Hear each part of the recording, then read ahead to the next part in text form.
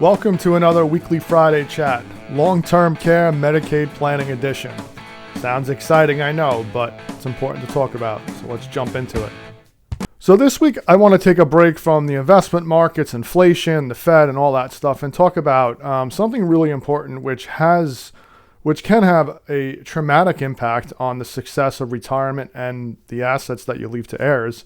Is, how do you figure out or determine the amount that potentially long-term care issues could potentially cost you? Meaning, when we talk about long-term care, we talk about, God forbid, having to be into a nursing home, the more likely option, which is home health care, and then also assisted living. I found a really cool tool from Genworth, which is an online calculator. I love my tools, which I'm going to show you how to use it. And of course, I'll have the link below in the email and on the bottom of this video that you can go in there and kind of play around all over the country, how much the monthly, annual, daily costs are for home health care, assisted living, and nursing homes, and you can inflate it. And I'll show you how to use it. So that's a really cool thing that I found. Which kind of makes you think, if I think these things are cool, I need to find something else to do. But this is what I love. So, and then there are three ways, really, which I'm not going to get into too much on this video, but there are three ways that we solve for these crazy expenses potentially. The first way is proper planning. And I always preach this to my clients. I'm a new clients is the proper planning is to sit down with an estate planning attorney, an elder law care planner, a Medicaid planner, and figure out the proper titling of your assets. Does it make sense to put some homes into trusts? And simple little techniques that we can do. Of course, creating a balance sheet, which I, do for all of you. And then we give that to them. We figure out the titling and how things are and how the different titling and assets impact what can be attacked by Medicaid if we're trying to get to there. The second way to plan for it is self-funding, right? Okay, if we project in 20 years, the long-term care cost could potentially be $350,000 with the average stay of being 2.6 years, then what we do is we do a time value of money calculation and say, okay, we need to fund with $185,000, assuming 5 to 6% rate of return invested in stocks and bonds. We put that in a separate account and let that kind of grow so that can meet it. But that's self-funding. Now you have to have the funds to kind of do that.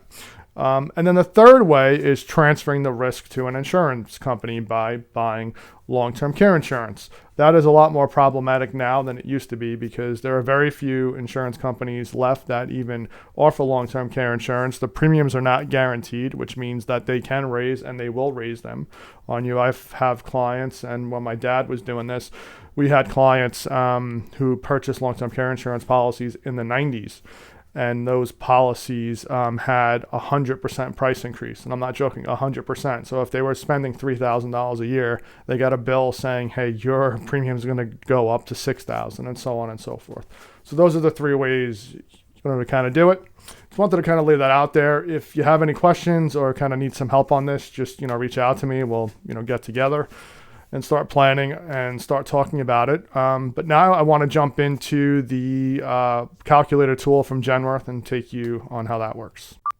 Okay, so here is the really cool tool that I was referring to from Genworth. You'll see the link at the bottom of this video in YouTube and also in the weekly chat email. You'll get that. So you load up the website, come here. The first thing you'll do is pick the part of the country that you want to see. So since I'm in New York, we'll pick on that, and it's probably going to be one of the most expensive. So we'll just basically go to the map here and click on New York, and that will bring it up for New York State. Then what we can do is select cost by period. So we can do hourly, which hourly may make sense for home health care, but the kind of three that you want to look at is monthly, annual, and daily. So we'll just jump on annual to give us an idea. And what this does is they did this survey, Genworth did this survey in 2021. So based on 2021 numbers and all the surveys that they did, in-home care cost on average of about $64,000 a year. Home health aid is about $66,000. What's interesting to note is that it increased by 10.89% a year, 11.54 for in-home care. So that's, you can kind of see what the thing is there. Adult assisted living, you're kind of looking at these different things with facilities. And then for, a nursing home, whether it's a semi-private or a private room, we're looking at $153,000 or $158,797.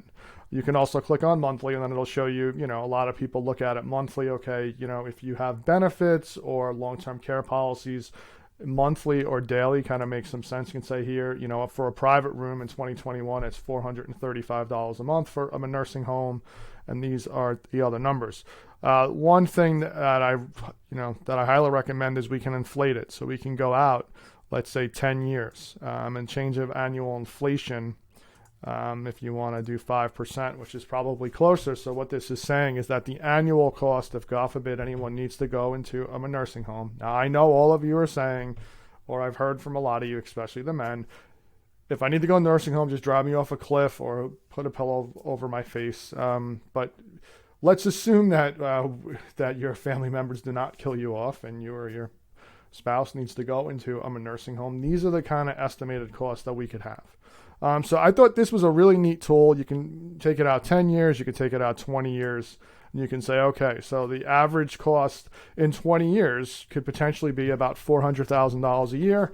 The average stay is under 3 years. It's about 2.6 years. So if we were talking about that self-funding option where, okay, we're going to put aside, so we would need to put aside about just under $1 million to kind of cover a nursing home stay if we want to pay for it. So then what we would do is take a time value discount of money and say how much money, in 20 years from now, how much do I need to invest at a certain rate of return, let's say 6%, to kind of get me there. Then we would put that discounted value of money in a separate account and kind of let it do its own thing. That's a self-funding option, which some people do if you have the means to do it. But there were the other ways that we spoke about. So I hope this tool is helpful. Again, really, I wanted to just bring this to everyone's attention. So if you do have questions or you thought about talking about this but really haven't really sat down with it, reach out to me. Let's do some planning around it. We'll update the balance sheet and we'll sit down. And if it makes sense to recommend to sit down with an attorney, a Medicaid planning specialist, we'll, make sure we do that. And I can kind of go over, the high levels of, how each assets are treated, how non-qualified, which is non-retirement assets are treated, how, retirement assets are treated, whether they're in what they call payout stage, payout phase, which is if you have IRAs and they are, require minimum distributions, they've started, how that's treated, how annuities are treated, and how just like a regular joint account would be treated, how your home would be treated. So we can kind of go over all that in a high level, but I hope you found this helpful. All right, well, that's a wrap on another weekly Friday chat. Long-term care, assisted living. I know I really bummed everyone out for the weekend, but remember, it's Fridays. You know what's going to cheer you up? That's right. Pizza night. So get some pizza, and like I said, anyone needs any help with anything, let me know, and I'll see everyone later. Have a great weekend.